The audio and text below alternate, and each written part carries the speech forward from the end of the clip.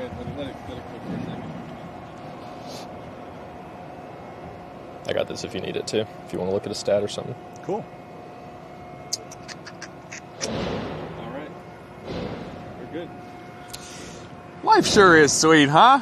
Life like this sure is sweet, ain't it? Ah, man, never gets old. And here we were. It just feels a little brighter outside, doesn't it? Like, doesn't this just... That was what we said to each other. It's like, I just feel lighter out here right now for some reason. Like, I just feel the vibes are higher. I wonder why. What do you think happened? We have lots of reasons to be 17 in particular, because that's how many points Kentucky came back by here once again for a fourth straight win at the Food City Center here in Knoxville to win 6 of 7. 6 of 7 down he here. Wanted it. He planned that joke hours ago. Like this morning on the way down here, he planned that joke. So reluctantly, I will. Oh, we nailed it. Oh, we sure nailed it. I was pessimistic. I'll be totally honest, and there was a lot of reasons for pessimism going into this as it started unfolding because Kentucky didn't even get off to that horrible of a start. Like they were hitting shots. It was that mid-half lull. But man, they just hit a wall, and it was like, you know, both teams were shooting well, but it just felt like Tennessee, the rim was getting bigger and bigger and bigger for them. Mm-hmm. And it was getting smaller and smaller and smaller for Kentucky. It was like, oh man, I just don't know if it's not swinging in the right direction. Like I said, going in, man, when you win 3 times in a row, like it just feels like your luck is going to run out at some point. But little did we know, Zachary, the luck was only going to flip just the way it did down in Baton Rouge because these comeback cats just have a level of magic to them that after everything that they've been through, the rock bottom that they hit at Gonzaga, man, they have just chipped and chipped and chipped and chipped away at our hearts. I mean, they are warming our hearts by the day, Zach. Yeah, that Gonzaga game feels so long ago now at this point, doesn't it? But yeah, man, this was a 17-point hole, and it was in the first half. Kentucky did manage to get it to 11 at halftime. And then just like the LSU game, like just slowly but surely in that second half, just started chipping away. The defense locked in. They hit a bunch of threes. Like, I don't think they were the 8 of 11 that they were against LSU in the second half, but I think they were like 6 of 10, I think. Still pretty darn good, man. Like, just some massive shots. Denzel Aberdeen, man. Like, the guy is playing like an all-SEC player the last 2 games. It's unreal what he's done in these second halves for Kentucky. And to his credit, he probably took the most heat out of anybody on the roster the entire way in the rock bottom, through the peaks and valleys, like all of that. Denzel Aberdeen probably took the most heat. So there's a lot of crow to be eaten, and me specifically, I've been super, super, super hard on Denzel Aberdeen. Shout out Denzel, man. Kentucky does not win either of these 2 games without Denzel. I feel like there's so much to talk about with this. Maybe we should just start at the beat. So let's start. Let's start here. Okay. Denzel, early on, 2 quick fouls. Yeah. So he has to go out of the game, check in Jasper Johnson. Shout out to Jasper Johnson. We'll start with him because he didn't really play much in the second half, but still had a little bit of an impact. But that first half, I think he had all 12 of his points in that first half. Yes. He came in for Denzel, who had those 2 fouls, and just absolutely looked like the 5-star recruit that he was in high school. Like, he hit a couple of threes, was getting to the rim, just tough threes as well. So I was like, the playmaking from him was awesome. He had that one led the team in assists. Did anybody have 4 or 5, something like that? Yep. The no look to Malachi for an and 1 in the first half, maybe early in the second half, just absolutely gorgeous basketball from Jasper Johnson. So huge shout out to him off the top because he was able to keep Kentucky. Like, Kentucky got down by 10 early, and then Jasper kind of went on his own mini run to make it a 6-point game. I think that cut it to like 22-16. And then that allowed Kentucky to just stay close enough. I think they ended up going down by 17 after that, but still stay close enough. Like, you're mentally close enough. Yes, yeah. To keep yourself in this game.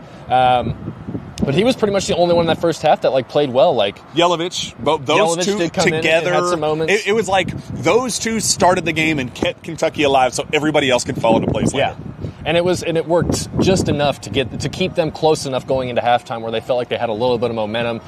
Because that Tennessee team, like outside of Gillespie and Nate Ament, well, I will say like. The Carey kid was just, I mean, what is he? He has to be 300 pounds. Like, he was bullying poor Malachi Moreno. Like, there was points brother. I was like, huh? Vernon's brother. The Duke kid's brother. So, man, he was just a load down there. Like, he was beating up Kentucky. The offensive rebounds after the first half was 8-1 in favor of Tennessee. Kentucky ended up losing that battle only by 2. Kentucky had 8 turnovers in that first half as well. I think they only finished with 12. So, like, the first half, I mean, it was a tale of 2 halves, clearly. But that first half with Carey, like, just being a load down there, Gillespie was hitting big shots. I think they started like 4 or 5 from 3, kind of uncharacteristic for them as well. And then Kentucky, just like they've done several times, like they do under Mark Pope, like if we're being honest, they just settle in these second halves and they find ways to come back and win. Data collecting. There was one Corey Price stat that we had to bring up because it's still like in my mind.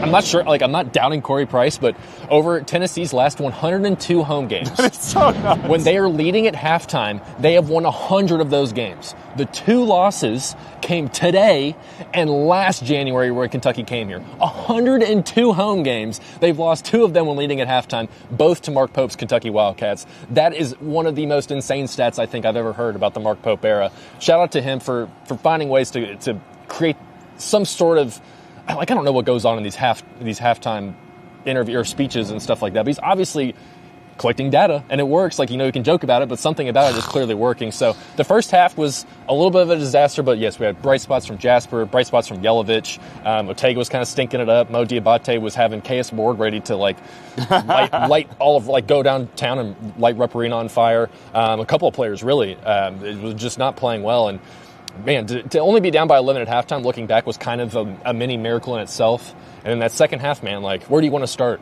with the second half? I will say, but just we're throwing those ridiculous stats out there.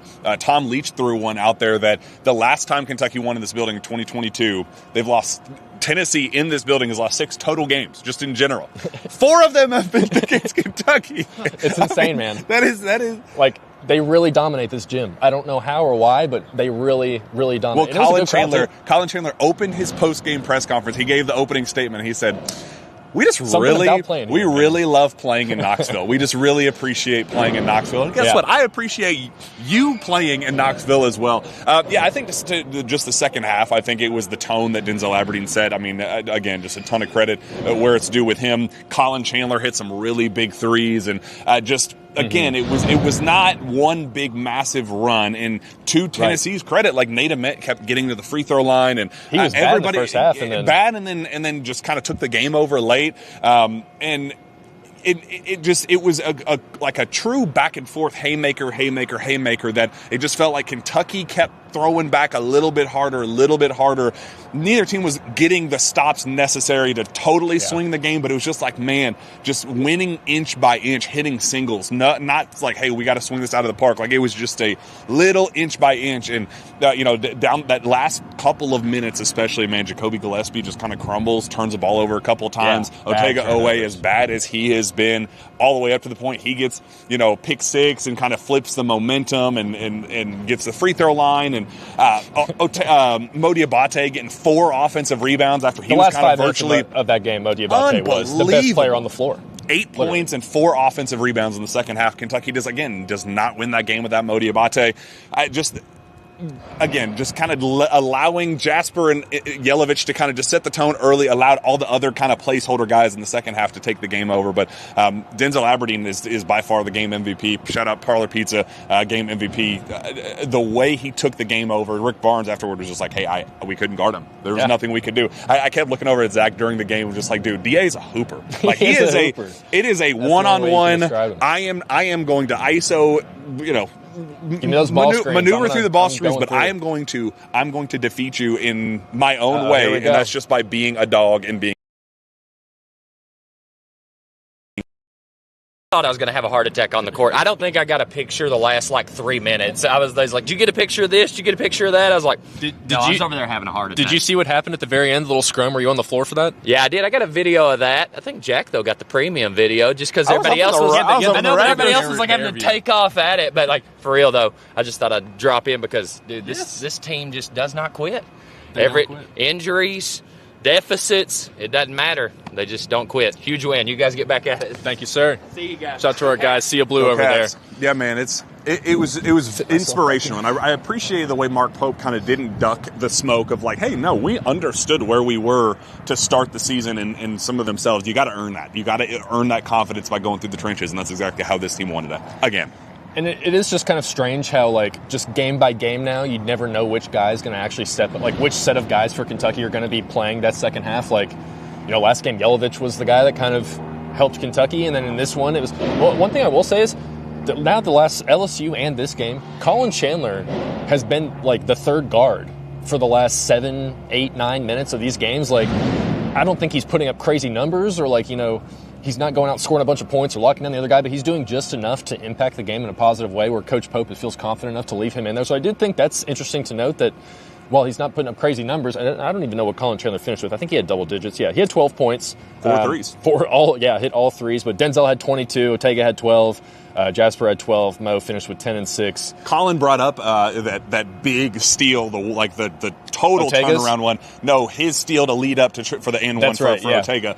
He said that he was asked, like, hey, what did you see to be able to take that risk and jump the passing lane and be able to get out and transition and get the and one? And he said, well, they telegraphed it. He said, I heard them call out the play and I knew what they were running, so I just jumped the play because I knew what they were running. I was like, hey, more people should do that. Just listen, eavesdrop. Yeah. I like that. So sign stealing. We got our own admitted, and we also, speaking of Colin, just notes were all over the place, I know, but addressed the Malcolm Moreno touchdown pass that he threw, and said that Malachi needed to take credit for that because that was a direct dime from me to him. Yeah. I knew exactly who I was throwing it to, and it went exactly where it was supposed to be. So Colin kind of patting himself on the back a little bit for saving the day in Baton Rouge. You take that victory lap every single day, especially when you're part of the comeback there at the end and the rally. So 49 points in that second half for Kentucky. Like, the offense was just like they were doing floppy action, they were doing zoom action, they were just doing whatever it called for. It was like a possession by possession situation with Pope, like not even like a lineup or like a game by game lineup thing. Like possession by possession, he was switching how he was approaching Tennessee's defense, and like, man, it just worked so well. And I don't know what it is about this team in these second halves, but like, it's crazy in here. Look, well, you can riff for a second, Jack, while I pull out one of my favorite stats. Well, Pope just kind of admitted, like, hey, I am now not panicking in the first half anymore the way I used to because this team has built up so much trust with me that I'm able to just kind of take a step back and data collect. As he has said, and to his credit, he's been even-keeled. He has never changed his approach in any sense of the imagination. But he said, like, I'm able to take a step back and just watch and process and let it play out without panicking and feeling like we got to overcorrect early, because I know these guys have the resiliency and they have that oomph to take a game over down the stretch late. So I mean, it's the confidence, it's the just that reputation that they're learning to have as the comeback cats, the resilience, the like, hey, it's never over officially until it's over. And let's be clear, these first half deficits still suck. Like, something has to change. Hate it. Something has to change. I don't know what it is. Like, imagine if this team did that for both halves. I mean, they would be like, if they were as good as they were in the second half. Well, yeah. Well, I'm saying, imagine if in the second half, if they did that in the first half as well. Like, then you've got a team that's like, okay, you've got something potentially special. But here's the stat that I like. So, Kentucky against LSU led for 70 seconds of that game. LSU did not score a field goal for the final 3.5 minutes. Today, against Tennessee, Kentucky led for 34 seconds. Tennessee did not make a field goal for the final 5:38 of the game. So whatever they're doing defensively in these final 5 minutes, they're locking in. They're doing a great job. Like, the rest were kind of all over the place with this game in terms of, like, it felt like they were calling fouls that weren't fouls and then not calling fouls that were fouls. Like, Mark Pope had 2 successful challenges in the second half, like within a 8-minute span. It usually gives you a good idea of how the officiating is going when it's so obvious that they can just reverse them like that. So, but man, just massive credit to this team. I was going to complain about officiating whether we won or not. Like, it was I was losing my mind where I was sitting about just the inconsistency with how the game was being officiated. 41 fouls. Ticky-tack on one end, and it just felt like Kentucky was getting bulldozed. I mean, we were getting push-offs and elbows and travels and just plays where you're like, how are you not? I'm seeing Jasper Johnson took 5 steps at half court on a fast break. They didn't call it. And I was like, I mean, it's just both ways. Consistently bad. Yeah, so I was very frustrated, so I was going to point that out no matter how the game unfolded. I'm very glad that it happens on a win, so I don't look like a sore loser. Yeah.